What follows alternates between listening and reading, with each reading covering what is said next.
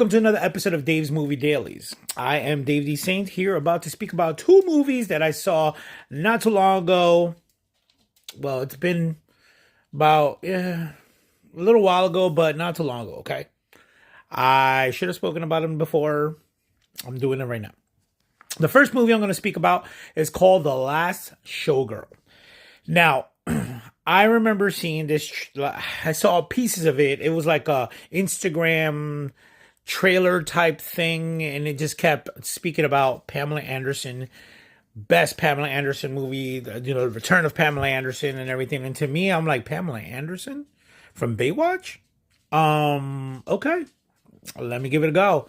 I kept hearing that she is up for nominations and all this other stuff. So as soon as the movie dropped in my local theater, I immediately ran to go see this movie.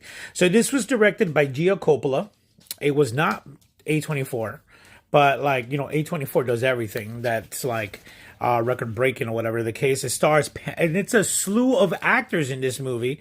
You have Pamela Anderson. If you see me looking down, I'm reading my notes. Kiernan Shipka, who is right now building a name for herself. She's doing a lot of movies. Brenda Song, who is Macaulay Culkin's wife. Okay. Dave Bautista, who's about in everything. Dave Bautista he's a horrible actor, but as an ensemble actor, he's pretty good. I saw a movie with him not too long ago called In the Lost Lands. Horrendous movie. And for him to lead that movie, oh my God, bomb. But yeah, Dave Bautista's also in it. Billie Lourd, who is famous for me, she's more famous for her American Horror Story movies, but she is what they call Nepo baby. A Nepo baby. So, what's her name? Billie Lourd is a Nepo baby. Only child of Carrie Fisher, who played Princess Leia in the Star Wars movies. So Billie Lourd is following her mother's footsteps. But she, Carrie Fisher is a great actress. Was a great actress. She passed away. But Billie Lourd has, I don't know, for me, personally, I guess because I've never seen none of Carrie Fisher's dramatic pieces or anything like that. But Billie Lourd has done a lot of American Horror Story, and she's done a lot of stuff that's very dramatic and very. She has a different array of different things that she's done.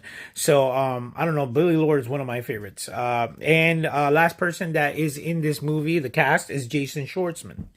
So the plot focuses on a middle-aged Las Vegas showgirl who is faced with the future that her venue, the show that she works at, is closing down, and her future is very uncertain. So she does not know what to do at this point in her life, because what is she going to do after 3 decades of working at the same show on Las Vegas? And she's older, she's middle-aged, she's going into her, I'm not saying the last phase of her life, because, she's in her, late 50s? But what is she going to do with her life if that's all she ever knows? Dance and being a showgirl. Las Vegas showgirls, flashy hands. So this movie received a lot of positive reviews. To me, that's what drew me into the theaters to go watch this movie. A lot of critics loved it. They called it Pamela Anderson's return, even though Pamela Anderson kind of in the 90s, she was a bombshell. She was a sex icon. Baywatch. She did some movies that are, back in those days, they were just trash films. But back in those days, they received some kind of notification, but she kind of went under the radar when that sex tape came out and ruined her whole career. She didn't do it on purpose. She was just with her Tommy, her ex, Tommy Lee, her ex-husband, having fun and normal vacation. And, she lived a fast life and he lived a crazy life. He was a rocker. So they did a lot of sex tapes, not sex tapes, but they did a lot of stuff in the sex tape, and they put it in a safe. If you saw the show, or it was like a limited series, called Tom and Pam, or Tommy and Pam, or something like that, with it starred Sebastian Stan. Yeah, so that show came out, and it showed the story of how they got broken into their house and robbed, and this videotape ended up online. And although it made her way more famous, it made her way more famous for the wrong reasons, because people were watching her body. Even though Baywatch was the movie, was the Baywatch was the show that put her on the map. You know, she was a a sex icon. You know, she was always running around on the beach with like half naked, always appearing on Playboy magazine covers and all that stuff. I don't. She did not want to show everybody that, you know, she's not a porn star. So for her to come out in that way, it really killed her and it destroyed her reputation. So for a long time, she kind of was just a has been, you know. And for her to do this movie and get all these praises, all receive all these nominations. She was praised for the lead actress of this film, and she was nominated for best actress at the 82nd Golden Globes and for the 31st SAG Awards. Not only her, but Jamie Lee Curtis, because Jamie Lee Curtis, she had this full on moment where she danced.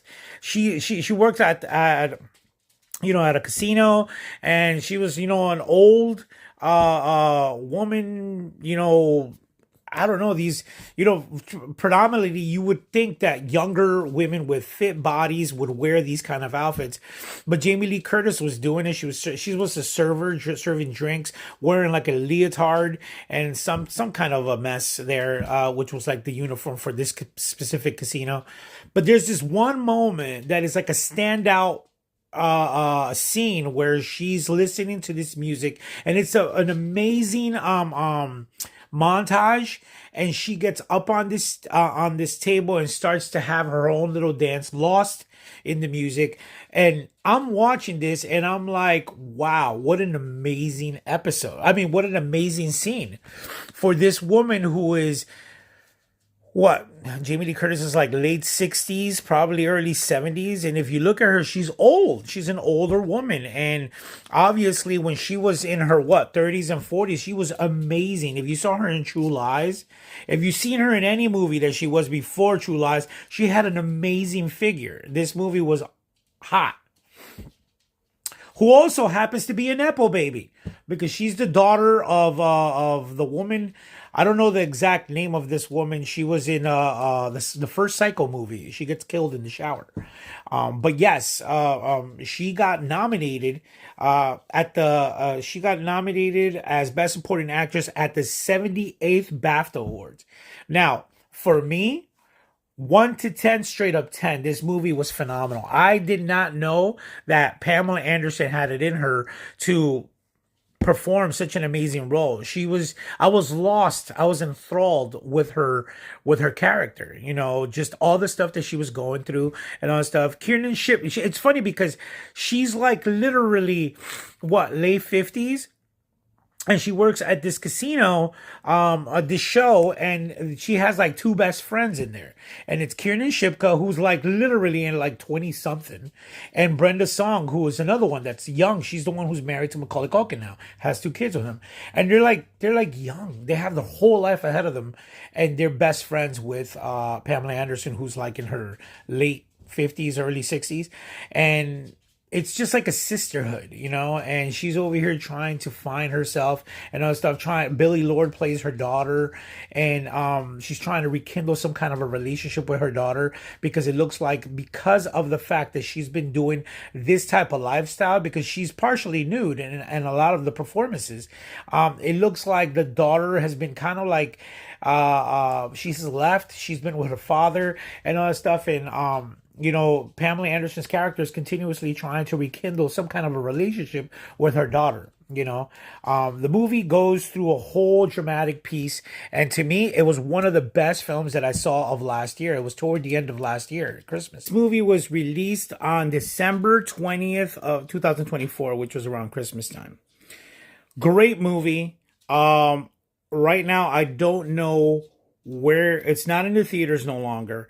So I'm sure if you go online or type it into your phone, The Last Showgirl, if you definitely want to watch it, it'll give you the outlet that you can watch it, like the streaming or whatever, or maybe you can rent it on Fandango.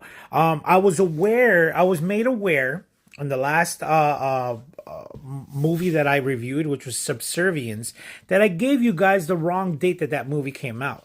I said August of the August 13th, 2025. That's the future. So it was actually August 13th. No, I'm sorry, September 13th, 2024. September 13th, 2024. That's another one that you guys definitely have to watch. I love robot movies, so to me that was a great movie. It's on Netflix. It stars Megan Fox as an AI unit. Amazing. But yes, The Last Showgirl, straight up 10. Go watch it. Enjoy. This has been Dave D. Saint with another Dave's Movie Dailies. Stay tuned for the next one because I'm doing it shortly.